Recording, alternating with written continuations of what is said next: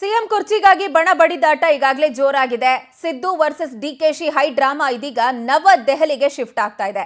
ಅದಕ್ಕೆ ಒಂದು ಮುಹೂರ್ತ ಫಿಕ್ಸ್ ಆಗಿದ್ದು ಈ ಭಾನುವಾರ ಅಂದ್ರೆ ಸೂಪರ್ ಸಂಡೇ ಒಂದು ಅಖಾಡ ರೆಡಿ ಆಗಿದೆ. ಸೂಪರ್ ಸಂಡೇ ಕ್ರಿಕೆಟ್ ಮ್ಯಾಚ್ ಗಿಂತ ರೋಚಕವಾಗಿದೆ ಕುರ್ಚಿ ಕದನ. ಸೂಪರ್ ಸಂಡೇ ವಿತ್ ಹೈಕಮಾಂಡ್, ಕುರ್ಚಿ ಕತೆ ಸೋನಿಯಾ ಜೊತೆ ಅನ್ನುವಂಥ ವಾತಾವರಣ ನಿರ್ಮಾಣ ಆಗಿದೆ. ಇದೇ ಭಾನುವಾರ ಸಭೆಯನ್ನ ನಡೆಸಲಿಕ್ಕಿದ್ದಾರೆ ಕೈ ಅಧಿನಾಯಕಿ ಸೋನಿಯಾ ಗಾಂಧಿ. ಈಗಾಗಲೇ ಹೈಕಮಾಂಡಿನ ಅನೇಕ ನಾಯಕರು ಮಾತನಾಡಿದ್ದಾಯ್ತು. ಕೊನೆ ಹಂತವಾಗಿ ಕೈ ಅಧಿನಾಯಕಿ ಸೋನಿಯಾ ಗಾಂಧಿ ಇದಕ್ಕೆ ಎಂಟ್ರಿ ಕೊಡ್ತಾ ಇದ್ದಾರೆ.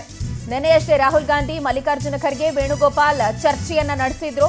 ಇದೀಗ ಸೋನಿಯಾ ಗಾಂಧಿ ಅವರ ಅಂತಿಮ ನಿರ್ಧಾರದ ಮೇಲೆ ನಿಂತಿದೆ ಡಿಕೆಶಿ ಅವರ ಸಿಎಂ ಭವಿಷ್ಯ, ಸಿಎಂ ಆಗುವಂತ ಕನಸು ಅನ್ನುವಂಥದ್ದು ಗೊತ್ತಾಗ್ತಾ ಇದೆ. ಸೋನಿಯಾ ಗಾಂಧಿ ಯಾವ ನಿರ್ಧಾರವನ್ನ ತೆಗೆದುಕೊಳ್ತಾರೆ ಅನ್ನುವಂತಹ ನಿರ್ಣಯದತ್ತ ಇಡೀ ಕಾಂಗ್ರೆಸ್ಸಿನ ಚಿತ್ತ ಇದೆ. ಸರ್ಕಾರ ರಚನೆಯ ಸಂದರ್ಭದಲ್ಲಿ ವರಿಷ್ಠರು ಸಿಎಂ ಡಿಸಿಎಂ ಮಧ್ಯೆ ಒಂದು ಗುಟ್ಟಿನ ವ್ಯಾಪಾರ ಆಗಿದೆ ಅನ್ನುವಂಥದ್ದು ಬಹಳ ದಿನಗಳಿಂದ ಕೇಳಿಬರ್ತಾ ಇದೆ. ಇನ್ಫ್ಯಾಕ್ಟ್ ಈ ಸರ್ಕಾರ ಅಧಿಕಾರಕ್ಕೆ ಬಂದ ಮೊದಲ ದಿನದಿಂದ ಕೂಡ ಕೇಳಿಬರ್ತಾ ಇದೆ. ಅದು ಇದೀಗ ಪ್ರಚಲಿತಕ್ಕೆ ಬಂದಿರೋದು. 2.5 ವರ್ಷ ತುಂಬುತ್ತಲೇ ಕುರ್ಚಿ ಕದನವನ್ನ ಡಿಕೆ ಶಿವಕುಮಾರ್ ತೀವ್ರಗೊಳಿಸಿದ್ದಾರೆ. ಆವತ್ತು ಏನು ಒಪ್ಪಂದ ಮಾತುಕತೆ ಆಗಿತ್ತು ಅದರಂತೆಯೇ ನನ್ನನ್ನು ಮುಖ್ಯಮಂತ್ರಿಯನ್ನಾಗಿ ಮಾಡಬೇಕು ಅಂತ ಹೇಳಿ ಹೈಕಮಾಂಡ್ ಮೇಲೆ ಒತ್ತಡ ಹೇರುವಂತಹ ತಂತ್ರದ ಭಾಗವಾಗಿ ಡಿಕೆ ಶಿವಕುಮಾರ್ ಅನೇಕ ಪಟ್ಟುಗಳನ್ನು ಉರುಳಿಸ್ತಿದ್ದಾರೆ ಅನ್ನುವಂಥದ್ದು ರಾಜಕೀಯ ವಲಯದಲ್ಲಿರುವಂತಹ ಚರ್ಚೆ. ಇದೀಗ ಈ ಎಲ್ಲ ಬೆಳವಣಿಗೆಗಳ ಕುರಿತು AICC ಅಧ್ಯಕ್ಷರಿಂದ ಆದಿಯಾಗಿ ಅನೇಕರು ಬೆಂಗಳೂರು ಡೆಲ್ಲಿ ಟೂರ್ ಮಾಡಿದ್ರು, ಮಾಹಿತಿಗಳನ್ನು ಸಂಗ್ರಹಿಸಿಕೊಂಡ್ರು, ಅದನ್ನ ವರಿಷ್ಠರಿಗೆ ತಲುಪಿಸುವಂತ ಕೆಲಸ ಆಗಿದೆ. ಇದೀಗ ಕೊನೆಯದಾಗಿ ಸೋನಿಯಾ ಗಾಂಧಿ ಅವರ ಕೈಯಲ್ಲಿ ಡಿಕೆಶಿ ಅವರ ಸಿಎಂ ಭವಿಷ್ಯ ನಿಂತಿದೆ ಅನ್ನುವಂಥದ್ದು ಗೊತ್ತಾಗ್ತಾ ಇದೆ. ಈ ಬಗ್ಗೆ ಡೀಟೇಲ್ಸ್ ಕೊಡ್ತಾರೆ ನಮ್ಮ ನವದೆಹಲಿ ಪ್ರತಿನಿಧಿ ಸಂತೋಷ್ ಹೊಸಹಳ್ಳಿ. ನಮ್ಮೊಂದಿಗೆ ನೇರ ಸಂಪರ್ಕಕ್ಕೆ ಸಿಗ್ತಾ ಇದ್ದಾರೆ. ಸಂತೋಷ್, ಇದೀಗ ಎಲ್ಲ ನಾಯಕರು ಮಾತನಾಡಿದ್ದಾಯ್ತು, ವರಿಷ್ಠರೆಲ್ಲರೂ ಕೂಡ ಬಂದಿದ್ದು, ಡೆಲ್ಲಿ ಬೆಂಗಳೂರು ಟೂರ್ ಮಾಡಿದ್ದು, ಮಾತಾಡಿದ್ದೆಲ್ಲವೂ ಆಯ್ತು. ಹೈಕಮಾಂಡ್ ಅಂಗಳದಲ್ಲಿರುವಂತಹ ಚೆಂಡು ಇದೀಗ ಸೋನಿಯಾ ಗಾಂಧಿ ಅಂಗಳಕ್ಕೆ ತೆರಳ್ತಾ ಇದೆ. ಇದಕ್ಕೊಂದು ಅಖಾಡ ಭಾನುವಾರ ಸಿದ್ಧ ಆಗಿದೆ ಅಂತ ಡೀಟೇಲ್ಸ್ ಕೊಡೋದಾದ್ರೆ. ಪ್ರಜ್ವಲ, ಪ್ರಮುಖವಾಗಿ ಈಗಾಗಲೇ ಕರ್ನಾಟಕದ ರಾಜಕೀಯ ಕಾಂಗ್ರೆಸ್ ವಿದ್ಯಮಾನಗಳು ದೆಹಲಿಗೆ ಹಂತ ಹಂತವಾಗಿ ಶಿಫ್ಟ್ ಆಗ್ತಾ ಇದೆ. ಕಳೆದ 4-5 ದಿನಗಳಿಂದಲೂ ಕೂಡ ಮಲ್ಲಿಕಾರ್ಜುನ್ ಖರ್ಗೆ AICC ಅಧ್ಯಕ್ಷ ಖುದ್ದು ಕರ್ನಾಟಕದ ಬಗ್ಗೆ ಸಂಪೂರ್ಣ ಅರಿವನ್ನ ಇಟ್ಟುಕೊಂಡಿರುವಂತಹ ವ್ಯಕ್ತಿ 2 ಬಾರಿ ಬೆಂಗಳೂರಿಗೆ ಬಂದಿರುವಂತದ್ದು, ಜೊತೆಗೆ ರಾಜಕೀಯ ವಿದ್ಯಮಾನಗಳ ಬಗ್ಗೆ ಸಂಪೂರ್ಣ ಚಿತ್ರಣವನ್ನ ಮಾಹಿತಿಗಳನ್ನು ಪಡೆದುಕೊಂಡಿದ್ದಾರೆ. ನಿನ್ನೆ ಕೂಡ ರಾಹುಲ್ ಗಾಂಧಿ ಅವರ ಜೊತೆ ಪ್ರಾಸಂಗಿಕ ಕಾಲ ಮಾತ್ರ ಮಾತುಕತೆಗಳನ್ನು ನಡೆಸಿದ್ದಾರೆ ಅನ್ನುವಂಥದ್ದನ್ನ ಹೇಳಲಾಗ್ತಾ ಇದೆ. ಸಹಜವಾಗಿ ಹೆಚ್ಚಿನ ಒಂದು ಕಾಲಾವಕಾಶವನ್ನು ಕೂಡ ನಿನ್ನೆ ನಡೆದಂತ ಕಾಂಗ್ರೆಸ್ನ ಇಂದಿರಾ ಗಾಂಧಿ ಭವನದಲ್ಲಿ ನಡೆದಂತ ಸಭೆಯಲ್ಲಿ ತೆಗೆದುಕೊಳ್ಳೋದಕ್ಕೆ ಮುಂದಾಗಿಲ್ಲ.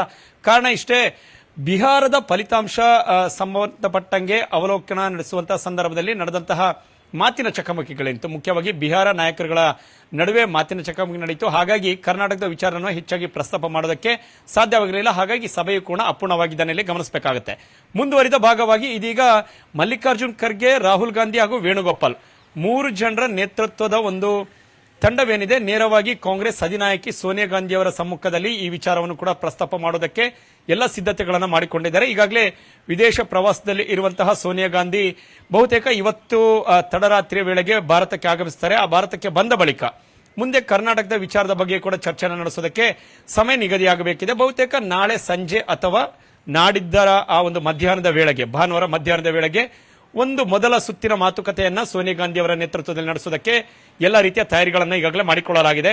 ಅದರ ನಡುವೆ ಇದೀಗ ಡಿಕೆ ಶಿವಕುಮಾರ್ ಅವರ ಸಹೋದರ ಡಿಕೆ ಸುರೇಶ್ ಕೂಡ ದೆಹಲಿಗೆ ಆಗಮಿಸುತ್ತಿರುವಂತದ್ದು ಮತ್ತಷ್ಟು ಮಹತ್ವವನ್ನು ಪಡೆದುಕೊಳ್ಳುತ್ತೆ. ಯಾಕೆಂತ ಹೇಳಿದ್ರೆ ಹೈಕಮಾಂಡ್ಗೆ ಎಷ್ಟು ಮಟ್ಟಿಗೆ ಈ ಸಮಯದಲ್ಲಿ ಒತ್ತಡವನ್ನು ಹಾಕಿದ್ರೆ ಅದು ಮುಂದೆ ಸಫಲವಾಗುತ್ತೆ ಅನ್ನೋದರ ಬಗ್ಗೆ ಸಂಪೂರ್ಣ ಅರಿವನ್ನು ಇಟ್ಟುಕೊಂಡಿರುವಂತಹ ಡಿಕೆ ಬ್ರದರ್ಸ್ ಸಹಜವಾಗಿ ಹೈಕಮಾಂಡ್ ಮಟ್ಟದಲ್ಲಿರುವಂತಹ ಬಹುತೇಕ ಪ್ರಮುಖ ನಾಯಕರುಗಳನ್ನ ಭೇಟಿಯಾಗುವಂತದ್ದು, ಒತ್ತಡ ಹಾಕುವಂತದ್ದು, ಈ ಹಿಂದೆ ಯಾವ ರೀತಿಯಾದಂತಹ ಮಾತುಕತೆಗಳು 4 ಜನರ 4 ಗೋಡೆಗಳ ನಡುವೆ ನಡೆದಿತ್ತು, ಅದನ್ನ ಜಾರಿಗೆ ಯಥಾವತ್ತಾಗಿ ತರಬೇಕು ಅನ್ನುವಂಥ ನಿಟ್ಟಿನಿಂದಾಗಿ ಒತ್ತಾಯವನ್ನು ಮಾಡುವಂತದನ್ನಲ್ಲಿ ನಿರೀಕ್ಷೆ ಮಾಡಬೇಕಾಗುತ್ತೆ. ಆ ಕಾರಣದಿಂದಾಗಿ ಮಧ್ಯಾಹ್ನವೇ ಡಿಕೆ ಸುರೇಶ್ ಈಗಾಗಲೇ ದೆಹಲಿಗೆ ಆಗಮಿಸುವುದಕ್ಕೆ ಪ್ರಯಾಣವನ್ನು ಬೆಳೆಸಿದ್ದಾರೆ.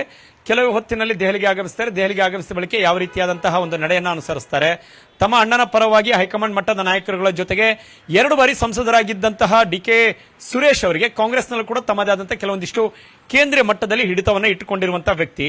ಆ ಕಾರಣಕ್ಕಾಗಿಯೇ ಕೆಲವೊಂದಿಷ್ಟು ಹಿರಿಯ ಕಾಂಗ್ರೆಸ್ ನಾಯಕರುಗಳ ಒಡನಾಟ ಕೂಡ ಚೆನ್ನಾಗಿದೆ.